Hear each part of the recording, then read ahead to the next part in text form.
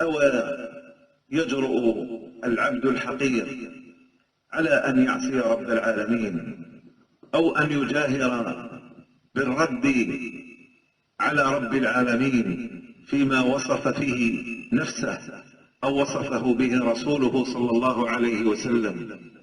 عجبا لأولئك الذين يقول الرب والله تبارك وتعالى عن نفسه في 7 مواضع من كتاب الله: الرحمن على العرش استوى، وذكر الفوقية وعروج الأمر إليه. كل هذا يدل على علوه، فيأتي هذا الإنسان الضعيف الذي ليس بشيء فيرد على رب العالمين ويقول الرحمن على العرش استولى، ويقول إن العرش هو الملك.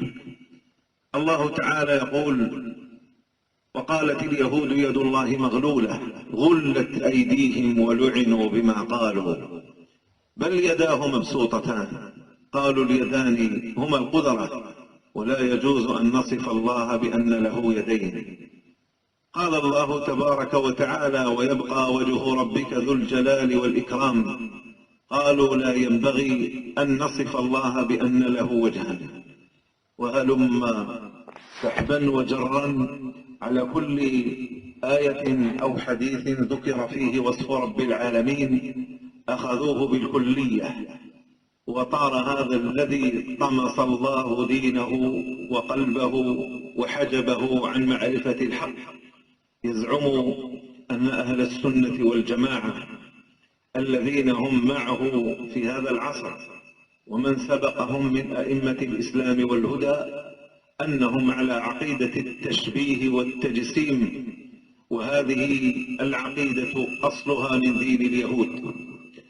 ونقول ونعلم أنه لا يوجد مثل أهل السنة رحمهم الله تعالى من لدن صحابة رسول الله صلى الله عليه وسلم إلى هذا اليوم من يجسم رب العالمين أو يشبهه بالمخلوقين.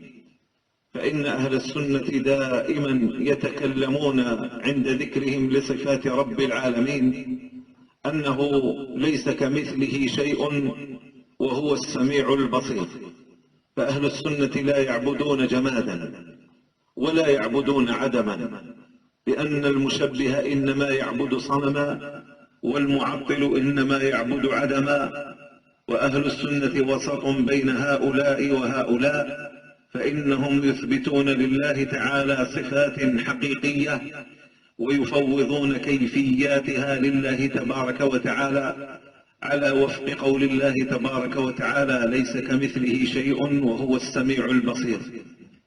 بل إن الأحرى بأن يرمى بتشبيه الله تبارك وتعالى بخلقه هم هؤلاء الذين يؤولون صفات رب العالمين ويقولون إن الألفاظ التي ورد فيها ذكر هذه الأوصاف إنما هي مجازات يعبر عن لازمها، كالضحك لازمه الرضا، وكالغضب لازمه إرادة العقاب لمن غضب الله تعالى عنه.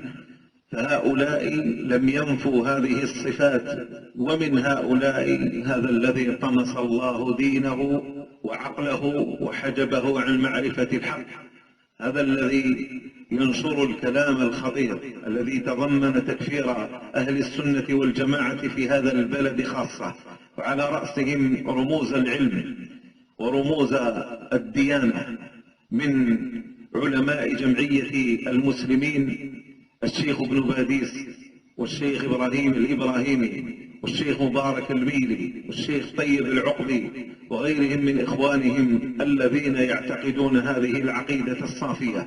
كلهم رماهم عن قوس واحدة بأنهم إنما يدينون بدين اليهود وأنهم يجسمون ويشبهون. ونحن نبرأ إلى الله تبارك وتعالى من هذا التشبيه والتجسيم، فإن رب العالمين ليس كمثله شيء وهو السميع البصير. وإنكم تقولون كقول أهل السنة إن لله تعالى ذاتا، فإن قيل لكم والعبد له ذات فهلا شبهتم ذات الله بذات المخلوقين ثم نفيتم عنه الذات؟ قالوا لا يمكن أن ننفي عنه الذات، لأن نفي الذات يقتضي نفي الإله بالكلية. فإن قيل لهم فلماذا لا تقولون في الصفات مثل ما قلتم في الذات، وأن ذات الله ليست كالذوات، فينبغي أن تقولوا إن الصفات ليست كصفات البشر أو المخلوقين. عجزوا وأعمى الله بصائرهم وقالوا بأنه يجب أن نؤول، وما أول هؤلاء، ومنهم هذا الذي فتنه الله تبارك وتعالى، وهو ممن لا ينتمي إلى العلم ولا إلى العلماء، وليس له حظ من العلم الشرعي، يدعي أنه يؤول هذه الصفات.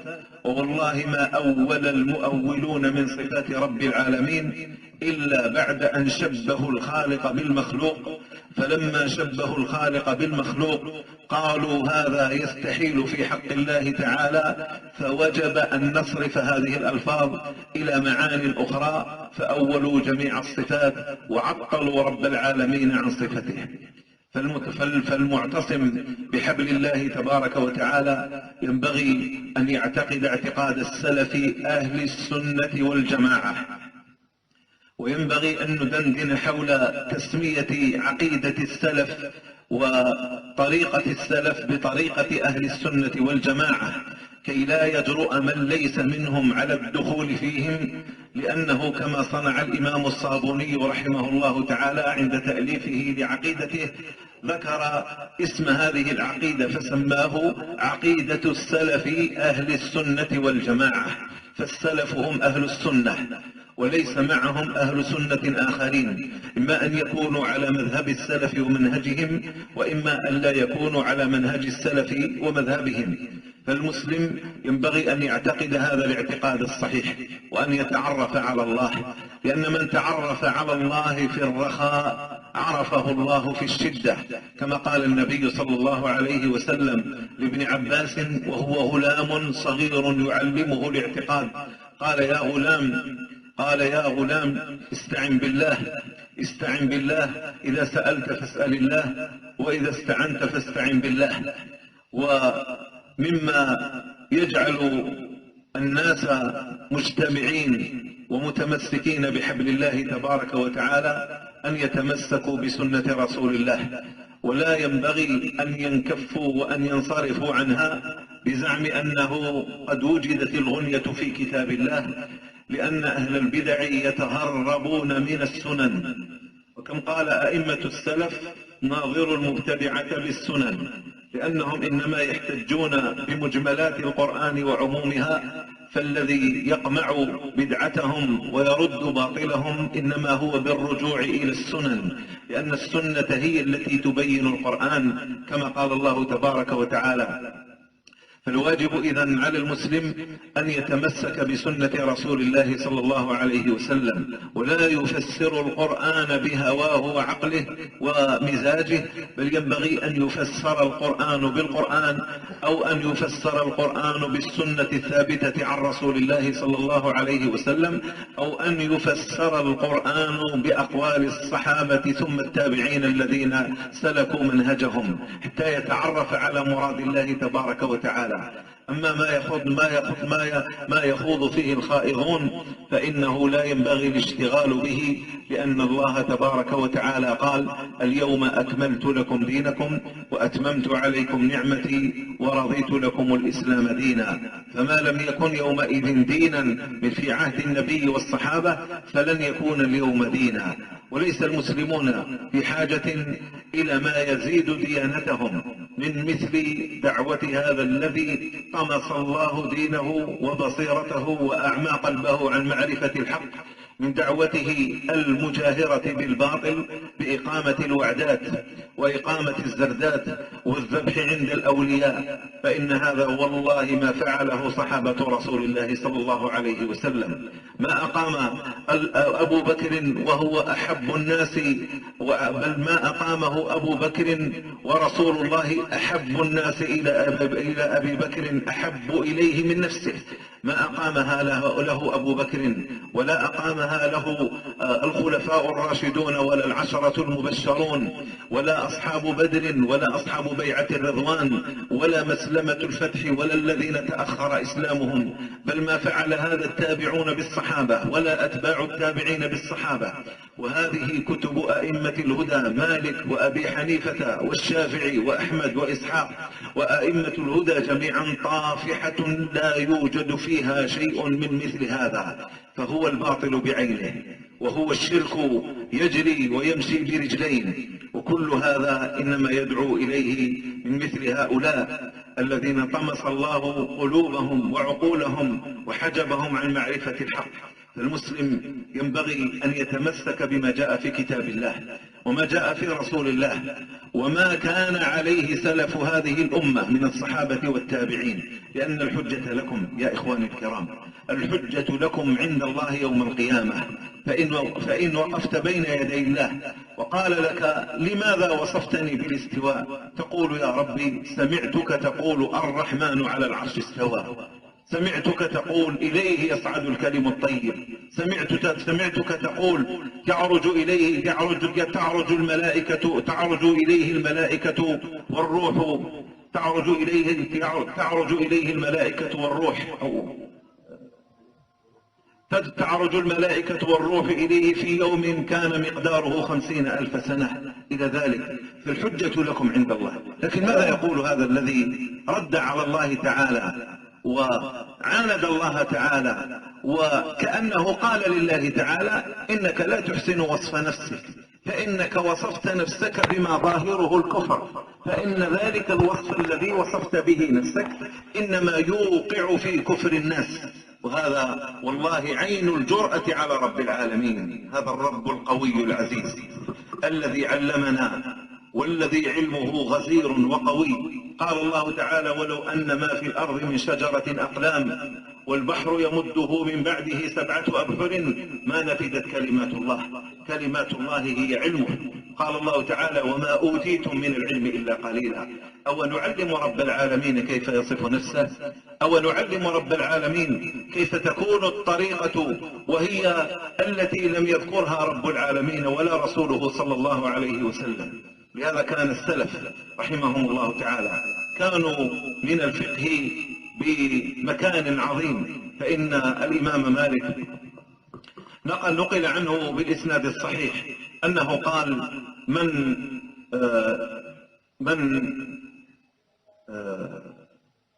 ابتدع بدعة في الإسلام يراها حسنة، من ابتدع في الإسلام بدعة يراها حسنة فقد زعم أن محمدا صلى الله عليه وسلم خان الرسالة.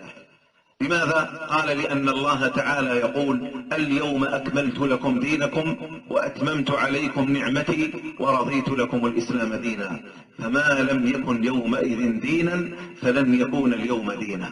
هذا هو الصراط، هذه هي الطريقة، هذا هو المنهج الذي ينبغي أن يسلكه المسلم، لا يلتفت ها هنا وها هنا، إنما هي طريقة واحدة وسبيل واحد بينه النبي صلى الله عليه وسلم وقرأ فيه قول الله تعالى وأن هذا صراطي مستقيما فاتبعوه ولا تتبعوا السبل فتفرق بكم عن سبيله.